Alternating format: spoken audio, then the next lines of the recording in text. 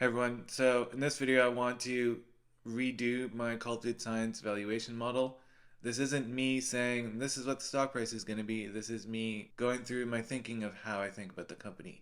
The numbers aren't going to be correct. I'm sure there's mistakes in my model. Do your own research, not financial advice, but this is a framework for thinking about the company. When I did my first valuation model, I was really just looking at the value of the portfolio companies if you were to value Cult Food Science as a VC, similar to how agronomics would be valued.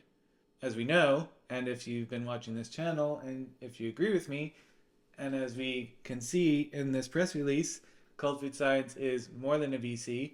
We'll have seen from their April 2023 investor presentation, they really tell us what they're doing. Again, they're building a house of brands with long-term potential. Their overall long-term goal is to invest in portfolio companies that are developing cell-based ingredients. Cult uses those ingredients to manufacture and then market and sell products to consumers. And then consumers buy products, providing portfolio companies with early revenue, and then also generate revenue for Cult Food Science. So that's the long-term vision. Here are their portfolio companies. So we could get into milk, we could get into cheese, we could get into chocolate, we could get into cultivated meat, we could get into honey. So many options here. They've talked about new cheese, they've talked about candy, and they've talked about coffee so far. Focuses on new cheese. They're estimating 50% gross margin, and they've already planned to launch 10 unique formulations. Currently, we have only 2 products, maybe 5, depending on how you split it out. Q3, launching new cheese. Q4 this year, expanding their retail partnerships and distribution. Q1, launching their other pet food brands. Now, when I did my initial valuation model just over a year ago, I wasn't sure if they were going to execute on this plan, and I didn't even know about this presentation. This came about only April of this year. They've since executed. They have a new CEO. He's executing on this plan. The overall business plan hasn't changed. So, in light of that, time to update my valuation model. First, just to recap, November 30th, they've released their third proprietary ingredient for alternative pet food. It's an ingredient that they call Bmeaty, made through a fermentation and fractionation process. It's a blend of yeast extract, hydrolyzed yeast, and carrier yeast, which contains about 40% protein, along with fiber, B vitamins, that helps to support the digestion, cognitive health, and heart health of cats and dogs. Bmeaty joins Cult's lineup of patented ingredients for pet food, including Bmune and Bflora. Again, they've partnered with a South Korean pet food startup, Everything But, to bring cell-cultivated chicken pet food to the US market, and that will be part of these brands, which are being launched next year. They've collaborated with Gelatech for their Indiana Pet brand, and they've collaborated with Umami Bioworks for their Marina Cat brand. Those are 2 portfolio companies. Bmeaty, along with Cult's 2 other ingredients, are currently available to pet food brands. So they're not only selling new cheese to consumers, but they're also selling these ingredients to pet food companies so that they can include them in their own formulations. Anticipated integration into plant-based pet food products slated for a 2024 release. Super cool. So, seems like Cult is executing on their plan. How does the valuation of the company change? A, once they start receiving income, and B, once we start to factor in this product portfolio that isn't just about them investing in portfolio companies. Let's take a look. Okay, so I have in my valuation model, and this is all going to be available to my Patreon supporters, I've actually forecasted 2024, 2025, and 2026 based on the information from what I potentially see happening with their long-term platform here, but also just taking into account that these introductions of new products, so they really just talk about pet food for 2024, and they haven't actually announced when their coffee and candy is going to come to market. So based on that, I'm going to say, this could take a couple years to actually get off the ground. And so I've forecasted all 2025 and 2026 as well. If you want to see those details, go check out Patreon. So for 2024, I'm just assuming New Cheese is being sold as a B2C product. We're just going to assume we're going to sell 500,000 units a year. Average price $25. Profit margin, profit per unit. All these numbers are taken out of my ass. So you can do your own research. You can make your own valuation model. This is really just my way of combining all the numbers to get to some valuation. We have Bmeaty, Beflora, Bmeaty.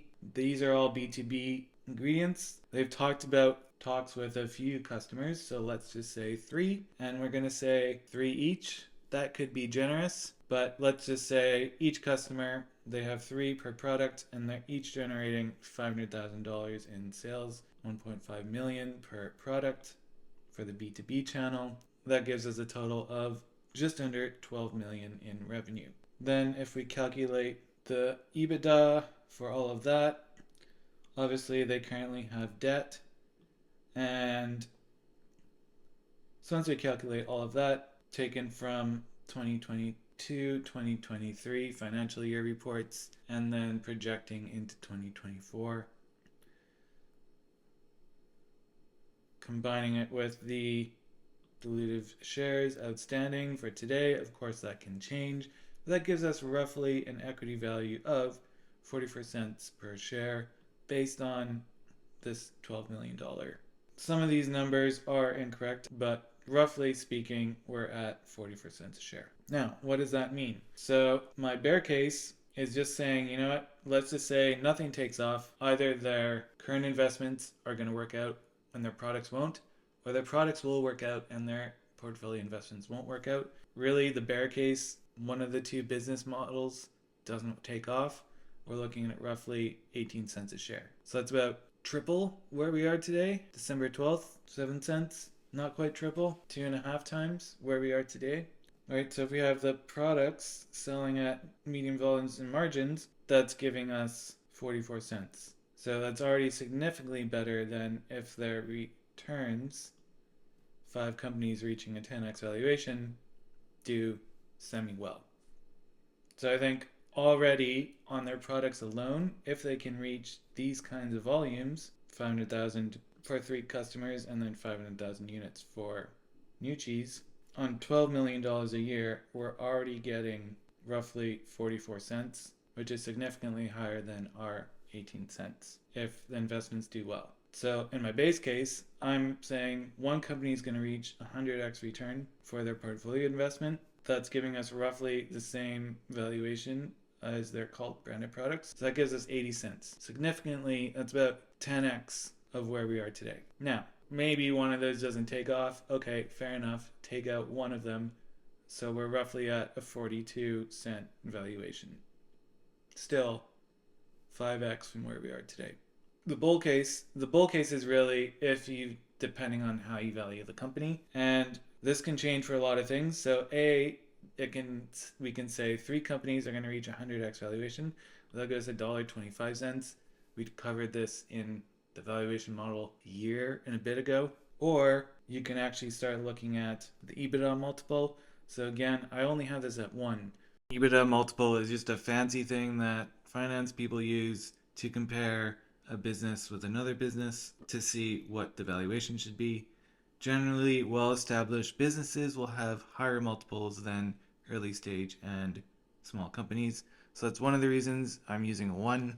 The other reason is because other financial analysts are using it, and that's a terrible reason because you should have a reason for your multiple. I haven't thought about it yet. Maybe I'll think about it. Maybe I'll change it. For a number of pet food companies, it is 1. There are other pet food companies where the multiple is a bit higher. So Petco Health and Wellness Co., for example, they have a ratio of 4.2. So we can model that as well. Of course, that has potential to bring up the share price. 2, 5, 9, depending on how financial analysts are actually going to calculate that. Let's just go to 9x right now. That brings us to 150 for 2024 alone. So again, we're going to try and be as conservative as we can, but let's just say that either the portfolio companies do exceptionally well, depending how you want to value the company, or we calculate EBITDA slightly differently. But a bull case, depending on financial modeling, would give us $1.50 a share. This is for 2024. So I easily can see now that they will be making revenues, I could easily see this company get to 10, 50, $100 million market cap valuation based on $12 million in revenue. And then 2025, 2026, you're increasing revenue depending on how you're calculating that EBITDA multiple. We could go even higher than that. So super interesting things to come for Cold Food Science. We are now at an all-time low in terms of what the share price is. Could be wrong. Again, I'm just a random guy on the internet trying to do some due diligence. I'm not a financial analyst. This isn't financial advice. You should do your own research. I'm sure my numbers aren't quite correct on here. I'm sure there's corrections that can be made. But as a thought exercise, I think we have a lot of room to go. So there's my valuation for December 2023. If you want to see all of the details, calculations, projections for the next 3 years, really, so 2024 to 2026, those will be available on Patreon. Thanks as always for watching. We'll catch you in the next video.